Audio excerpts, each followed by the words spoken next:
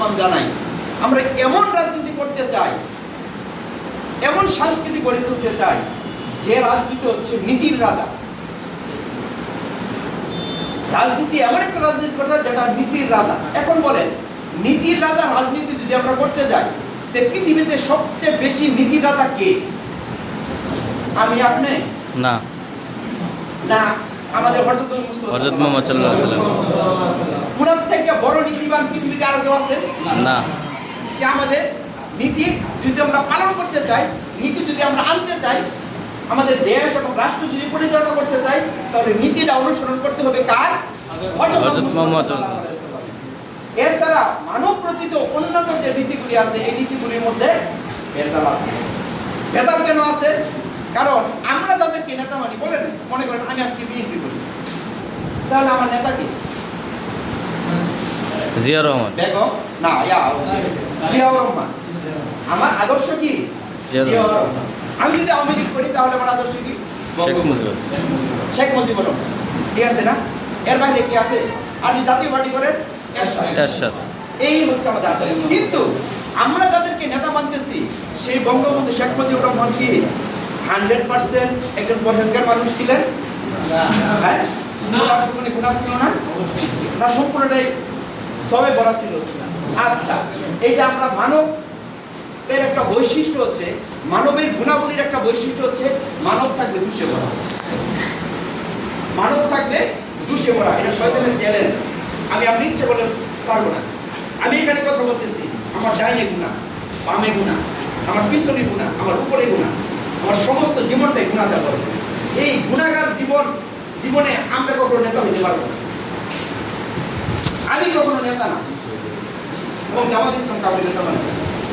এই বর্তমান পৃথিবীর প্রেক্ষাপটে নেতা শুধু রূপ করতে বলে, আদর্শ কাউকে আদর্শিকভাবে কাউকে নেতা মানে। নেতা মানে একজন, সেটা কাকে জানেন? হযরত মুহাম্মদ সাল্লাল্লাহু আলাইহি ওয়াসাল্লাম। যার আগে পিছে কোনো গুনাহ নেই, এমন লোককে নেতা মানতে হবে। যতক্ষণ পর্যন্ত আগে পিছে গুনাহ নাই, এমন লোককে যদি নেতা হিসেবে আমরা না মানি, কালকে আমাদের দিকে জবাব দিতে হবে আল্লাহর কাছে। কারণ তুমি নেতা হিসেবে নেতা হিসেবে মানার আগে একবার চিন্তা করলো না? তোমার বেঁচে কাটাইলো না? তোমার ক্ষেতে যখন ধান চাষ করতে হবে, যে ধান লাগিয়েছে, কখন সার দিতে হবে, কখন বীজ দিতে হবে, হ্যাঁ, এইটা যদি বুঝো, তুমি এটা বুঝলো না, তুমি কার নেতা মানবা? এই আজকাল কেন হারাইলা না? 5টি প্রশ্নের উত্তর দিতে তো কালকে আমাদের দিন মাধ্যম সন্তানে বা এক পাওয়ার উঠতে পারবে না। সেটা হচ্ছে তুমি তোমার অর্জিত জ্ঞান অনুযায়ী কতটুকু আমল করছো। আমার যে জ্ঞান আছে, আমার যে বিবেক আছে, এই বিবেক অনুযায়ী আমি কতটুকু আমল করছি। সুতরাং আমরা কিন্তু কেউ বাঁচবো না। আল্লাহ তোমার জিজ্ঞাসা করবে, তুমি তোমার ক্ষেতে কখন ধান রোপণ করবা, কখন সার দিবা, কখন বীজ দিবা, এইটা বুঝলা। আর বের আকল খাটাইলে না একবারের জন্য যে তুমি কোন পথে চলো না। আমাদের চলার রাস্তা একটাই, সেটা হচ্ছে যে রাস্তা আল্লাহ এবং আল্লাহর রাসূল দেখায় গেছে, আমাদের সেই রাস্তায় চলতে। সেই রাস্তায় চলতে গেলে আমাদের কি করতে হবে? কোথায় আছে এই রাস্তার কথা বলা? এই রাস্তার কথা বলা আছে যে আল্লাহ নবী বলছে, তোমরা দুইটা জিনিস যতক্ষণ পর্যন্ত ধরে রাখো ততক্ষণ পর্যন্ত পথ নষ্ট হবে না। একটা হলো নবীর হাদিস, আর একটা হলো আল কোরআন। আল কোরআনের মধ্যে আল্লাহ তাআলা আমাদেরকে কিভাবে ঘোষণা করেছেন? আল্লাহ তাআলা আমাদেরকে ঘোষণা করেছেন, বিসমিল্লাহির রহমানির রহিম, আলিফ লাম মিম যালিকাল কিতাবু লা রাইবা ফি হুদাল লিল মুত্তাকিন আল্লাযিনা ইউমিনুনা বিল গায়ব ওয়া ইউকিমুনাস সালাতা ওয়া মিম্মা রাযাকনাহুম ইউনফিকুন। এখানে আল্লাহ অত্যন্ত সুন্দরভাবে ঘোষণা করে দিয়েছেন আমাদের কাজ, আমাদের কোন পথে চলতে হবে, কিভাবে আমাদের কাজ। আল্লাহ বলছে, তোমাদের কাজ হইল এই যে একটা গ্রন্থ আল কোরআন দিচ্ছি, এটা আমাদের কেউ ভুল নাই, এবং এই পূজা তোমরা নির্বিঘ্নে তোমরা বিশ্বাস করো। এবং এর পরবর্তী কাজ হলো তোমরা অদেখা বিষয়ের উপর বিশ্বাস স্থাপন করো। আমরা আল্লাহ দেখছি, রাসূল দেয়, জান্নাত দেখছি, জাহান্নাম দেখছি, এই না দেখা বিষয়ের উপর বিশ্বাস স্থাপন করার নামই হচ্ছে ঈমান।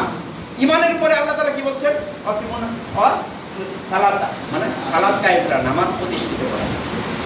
ভাই, আমি জিজ্ঞাসা করি, আমাদের দেশে এখন আমরা কত পার্সেন্ট লোক নামাজ পড়ি? 10% লোক নামাজ পড়ি, 10% হবে না। আমরা নামাজ পড়ি না। কিন্তু নামাজ হচ্ছে কিসের চাবি? জান্নাতের চাবি। এখন এই ঘর আছে, ঘর সুন্দর, খুব সুন্দর করে বানানো, কার জন্য? আপনার জন্য বানানো, আপনার জন্য বানানো। প্রত্যেক মুসলমানের জন্য ঘর বানানো আছে। এখন ওই ঘরে যাওয়ার জন্য একটা চাবি লাগবে। এখন যে চাবি না থাকে আমি ঘরে যেতে না, এই চাবিটা হচ্ছে নামাজ। এই নামাজকে সমাজে প্রতিষ্ঠিত করতে হবে। নামাজকে যদি সমাজে প্রতিষ্ঠিত করতে চাই, আমাদের তাবলিগ জামাতের ভাইয়েরা অত্যন্ত পরিশ্রম করে যাচ্ছে, রাত দিন রাইতে দিনে পরিশ্রম করে যাচ্ছে না? আমাদের হাজার হাজার ওয়াজ মাহফিল হচ্ছে না?